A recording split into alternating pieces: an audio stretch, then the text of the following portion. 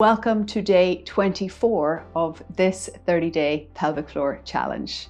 So if you're working on relaxation, you can just jump through to that portion of the video. The timestamp will be down in the description. If you, on the other hand, are working on strength, today we're going to focus on yet another functional type of movement that you need to be able to achieve in order to support your pelvic floor, to prevent incontinence or leakage, or to support a pelvic organ prolapse. So a lot to do with balancing of intra-abdominal pressure.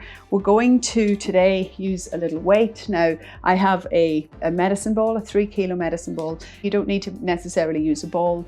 You could use, say, a 2 litre or a 3 litre bottle of water, or if you have like a little dumbbell or like a little medicine ball, any little weight. We're going to just start to see how it feels to pick things up with the pelvic floor. So remember, when you have pelvic floor dysfunction, the place you always have to focus on, regardless of what exercise or what movement you're making, is pelvic floor first. You can just actually place the ball on the floor, take yourself up. My ball is probably going to roll away. So whatever little weight you have, just put it in front of you. Now we're going to try to create a balanced intra-abdominal pressure when we're going down to get the ball. If you were lifting very heavy weights, I'll put a link to the video on how to safely lift with prolapse, and you can watch that. There I talk a little bit more about how to do not just safe lifting with prolapse, but also lifting very heavy things. So for example, if you're going to lift in the gym, I give some advice on that because it's a little different. That's a little more advanced than what we're actually going to do right now. But what I want you to do when you're lifting is to remember that the pelvic floor is the primary focus. But if we want to lift this off the floor, the thing not to do is to try and lift it with the back. You don't want to round forward and pick it up. We need to actually squat down. So I can do this from the side. You should squat down to pick it up. So you get nice and close. You want to take it in nice and close to the body, and then you want to use the legs to pick it up. But all the while, we have to have that nice, strong pelvic floor. So we're going to start here, just in a standing position. Feet are a little bit wider than hip distance apart. I want you to take that nice pelvic floor contraction of an RPE or 5 or a 6, so good strength in the pelvic floor. And then we're going to come down while maintaining that contraction, and we're going to grab the object, take it close to the body, and keep that contraction and press back up. Now you're pressing through the midfoot to take yourself up. Let's take ourselves down that way as well. So just relax for a second. Take your contraction nice and strong, about half as strong as what you can achieve. Come down, lower it, and then come back up again. Okay, now if you were finding the max strength Kegels last week difficult, then yeah, you shouldn't already be working on this. I have told you that in some of the earlier videos, but let's do this again. So take your strong pelvic floor contraction. You'll feel you get a little bit, when you go 5 or 6 on your scale, you will get a little bit of co-activation with the core, and that's great. And then you're going to bend the knees. As you come down, the weight goes to your heels, and then you're going to grab your object, bring it close to your body, and use the feet to take you back up, holding the contraction. And let's put it back down again. Keep holding your contraction, put it back down again, and come up. So with all kinds of lifting, it's very important that you pre-tension the pelvic floor. So that contraction is your pre-tensioning. Now, it doesn't always have to be such a strong contraction. It does, of course, depend on how heavy you're lifting. So if you're going to lift 100 kilos, you will do actually a maximum strength contraction, and you'll do a Valsalva, where you actually create a really solid canister where everything in the core, the whole thorax, is held solid before you pick the heavy thing up.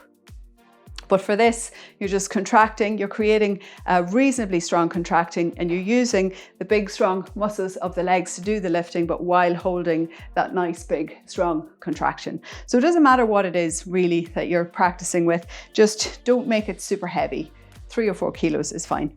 So that is it for the lifting portion. So we're going to work now on the relaxation for today. If you're feeling in your body that everything's a little bit tight after all the strong work, then you may want to go for a gentler version of the twist. So we're going to start with it's a cross-legged twist we're going for. But if it's too much, if you know that your twisting isn't really good, you can just keep the knees together when you take your twist. But I'm going to bring the left leg over the right leg. I'm going to place the hands along the side of the body, shift the hips over to the left and drop the legs over to the right.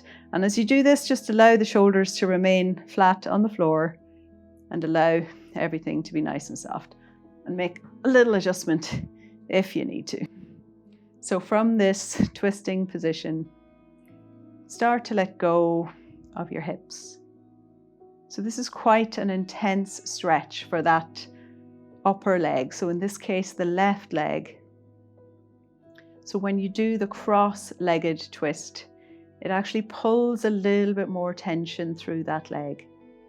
So you may feel this all the way around by the SI joint. Shouldn't feel any pain in this position. Just make sure that you're being kind, not being aggressive. No pushing or pulling. Just allowing yourself to surrender. Let your belly hang. Let your shoulders be heavy.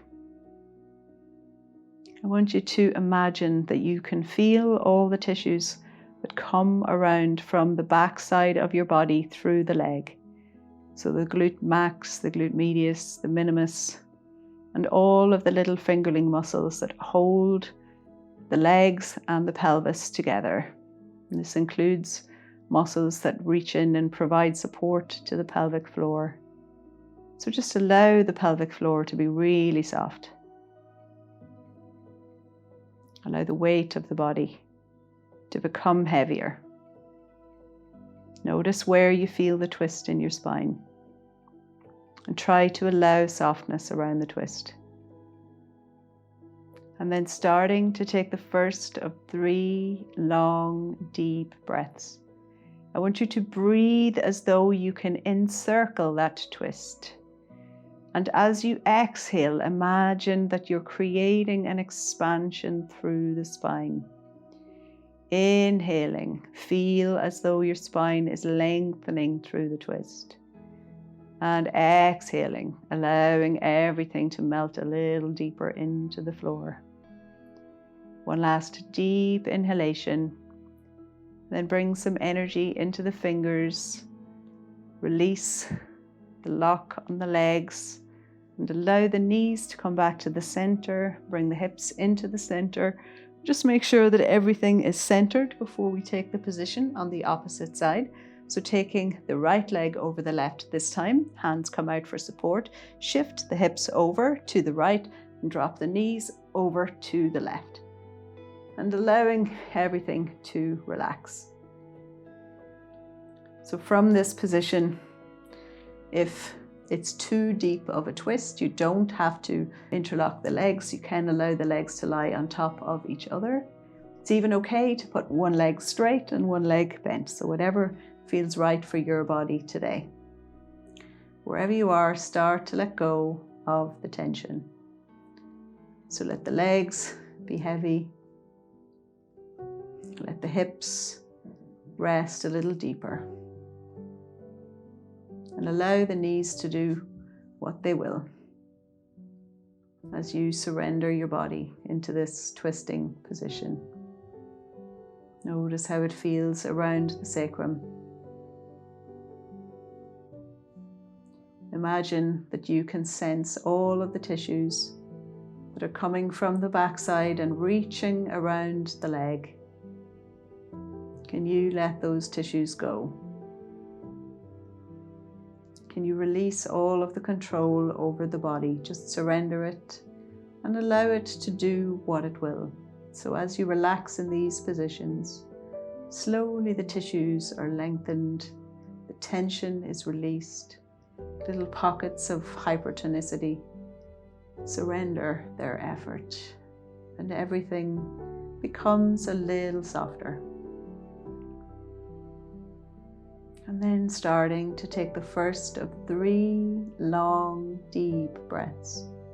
Breathe as though you can reach deep inside your body and capture all the tension. Exhale as though you can release the tension into the air. Inhaling deeply and exhaling completely. One last deep inhalation, and as you exhale, bring some energy into the hands. Bring the hands to the floor and gently take the knees. Release the cross in the legs if it's still there. Allow the hips to come back to the center. Allow the body to come back to the center. And then we're just going to squeeze the knees. You can make some little knee circles. So just roll the hips. Just notice how it feels in your legs as you do this. Change the direction.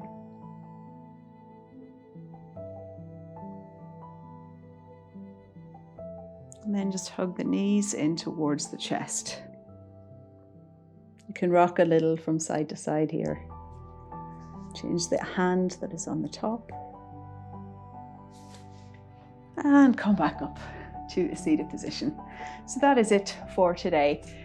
Now, we didn't do a whole pile of lifting, but I hope that you managed to get the sensation of grabbing the pelvic floor before you grab that thing that you want to lift up. The pre-tensioning and the change in the feeling through the pelvic floor when you start to lift heavy things is really, really critical when it comes to maintaining both continence and support for pelvic organ prolapse. So take your time. This is not something that you should learn in a day. It's not something that is instant. It takes a little bit of time to build up the strength, for example, in your leg muscles to be able to lift things using the legs. It takes time to create the balance through the lower limb so that you're not sending a lot of load up into the pelvic floor. And it takes time to manage the intra-abdominal pressure. But if you give yourself that time and if you practice consistently, generally adding a little extra weight as you go, then you will get to a place where you can lift big, heavy things without creating a negative impact on your pelvic floor. So I wish you a really wonderful rest of your day today, and I hope that you're still with me tomorrow.